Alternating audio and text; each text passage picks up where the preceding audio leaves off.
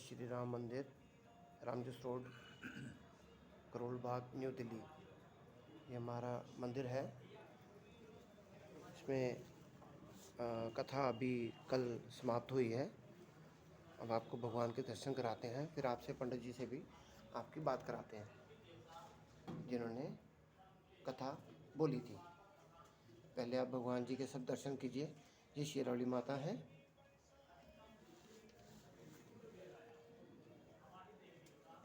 श्री विष्णु माँ लक्ष्मी।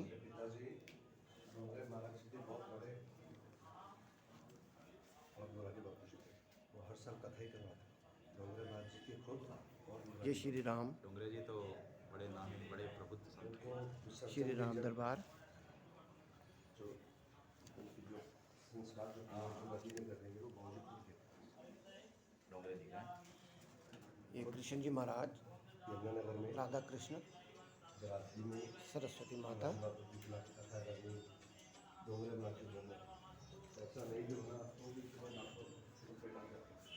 ये हमारा मंदिर है। जो गलती हो मुझे माफ़ करना।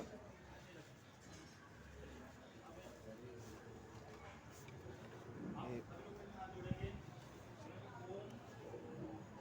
शिव परिवार, ओम नमः शिवाय। अमरनाथ बाबा, भोलेनाथ, शिव परिवार, ओम नमः शिवाय।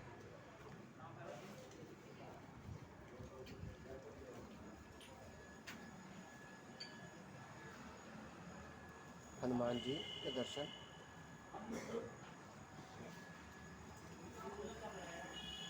शेरावली माता के दर्शन। संपूर्ण राम मंदिर के दर्शन। रामजोस रोड, करोल बाग, नई दिल्ली 5। अब हमारे जो पंडित जी हैं, श्री सुजीत कुमार जी, ये इन्होंने सारी कथा बोली है पंडित जी ने। अब ये आपको कथा के बारे में थोड़ा सा बताएंगे और इनके गुरु कौन हैं और ये कहाँ रहते हैं, क्या है इनका, और कितने टाइम से इस भगवान जी से कितने टाइम से जुड़े हुए हैं। तो आप इनकी बात सुनिए ज़रा प्लीज़ पंडित जी। बोलिए सदगुरुदेव भगवान की जय। बड़े ही सौभाग्य का विषय है कि हम प्रभु के शरण में हैं और जीवन का लाभ प्राप्त कर रहे हैं। सत्य तो ये है कि जीवन में व्यक्ति चाहे कितनी भी तरक्की क्यों ना कर ले, लेकिन आध्यात्मिक उन्नति जब तक उसकी नहीं होती है तब तक उसके जीवन में कुछ बनता नहीं है। जिस प्रकार से जब तक स्कूल में नाम ना लिखा जाए और क्रम से पढ़ाई करके जब तक परीक्षा दे करके रिजल्ट हासिल ना किया जाए, डिग्री हासिल ना की जाए, तब तक वह व्यक्ति कितना भी पढ़ा लिखा क्यों ना हो जाए, लेकिन उसका महत्व नहीं होता।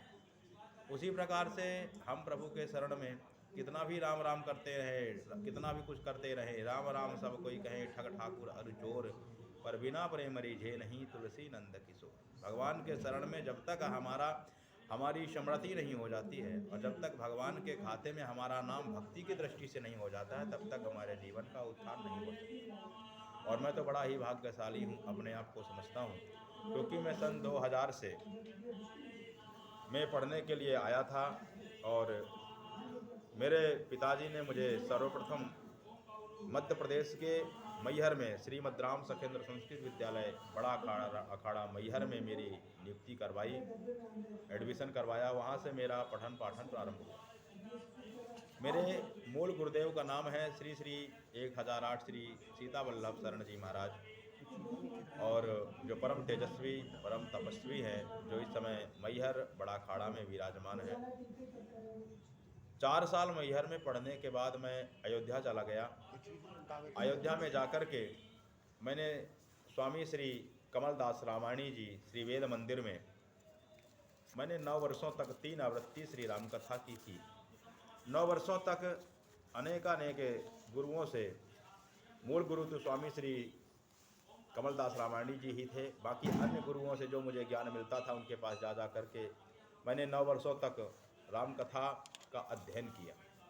उसके बाद जब मुझे पता लगा कि कथा कितनी भी पढ़ ली जाए भागवत की, लेकिन जब तक श्री धाम वृंदावन की कृपा नहीं होगी तब तक भागवत की कथा में रस प्रतिष्ठित नहीं होता।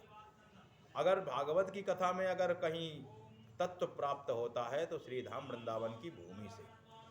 वृंदावन की महिमा जानने के बाद मैं सन 2008 में वृंदावन आ गया।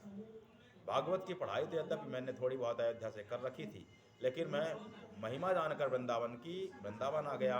और वृंदावन में आने के बाद मैं स्वामी श्री शिवकरण गुरु जी से भागवत का विद्याध्ययन सांगोपांत पद्धति से किया।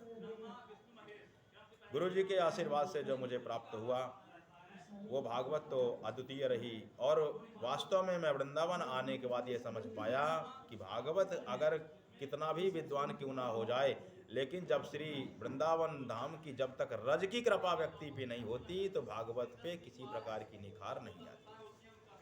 वृंदावन आने के बाद जब मुझे भागवत तत्व प्राप्त हुआ, उसके बाद जब मैंने भागवत यदा कदा कहना प्रारंभ किया, सर्वप्रथम मैंने भागवत 2008 में प्रारंभ की कथा कहनी, और 2008 से लेकर के इस 2022 तक में लगभग 100 के आसपास मैंने श्रीमद् भागवत की कथा की होगी। और ये मेरी लगभग 102 कथा है, दूसरे 102 नंबर की कथा है।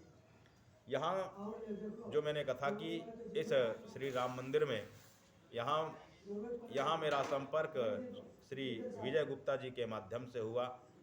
चाइना मार्केट 14/44 में जब मेरी कथा जनवरी में हुई थी, वो कथा तो बिना संगीत की थी और बिना संगीत के ही 4 घंटा की वहाँ कथा थी। कथा में सभी लोग जब गए, उन्होंने देखा सुना, तब लोगों को समझ में आया कि जिस कथा को 3 घंटे 4 घंटे में संगीत में 2 4 10 भजनों के बीच में कहा जा सकता है, वो कथा है कि 4 घंटे तक बिना संगीत के जो कथा कही जा रही हो वो कथा है। जब सुनने वाले श्रोताओं को जब अच्छा लगा, आनंद आया, तो उन्होंने प्रसन्नतापूर्वक उस कथा को यहाँ कहने का निवेदन किया। और भागवत भगवान की दया से वह कथा यह श्री राम मंदिर में के प्रांगण में सदस्य समितियों के माध्यम से 26 नवंबर से 25 नवंबर से आज 1 दिसंबर तक के लिए 7 दिन की कथा का आयोजन यहाँ समिति के द्वारा रखा गया। और इस श्री राम मंदिर में कथा कहकर मुझे इतना सुख मिला। कहते हैं भागवत की कथा जहाँ होती है वो कथा तो वह तीर्थ स्थल तो तीर्थ के समान हो ही जाता है, लेकिन ये तो पहले से तीर्थ था, जहाँ इतने सारे देवता विराजमान हैं, स्वयं श्री राधा कृष्ण विराजमान हैं, स्वयं श्री राम सीताराम विराजमान है। यद्यपि श्री सीताराम राधा कृष्ण लक्ष्मी नारायण सब वस्तुतः एक ही हैं, लेकिन अलग अलग विग्रह का भी अपना एक महत्व है। और समस्त विग्रहों के मध्य मानो श्री सुखदेव जी की गोद में बैठकर जो मुझे कथा कहने का जो सुख प्राप्त हुआ, ये सुख अद्वितीय है। और इसके आनंद के विषय में मैं जितना कहूँ उतना ही कम है। और बहुत बहुत मैं धन्यवाद देता हूँ।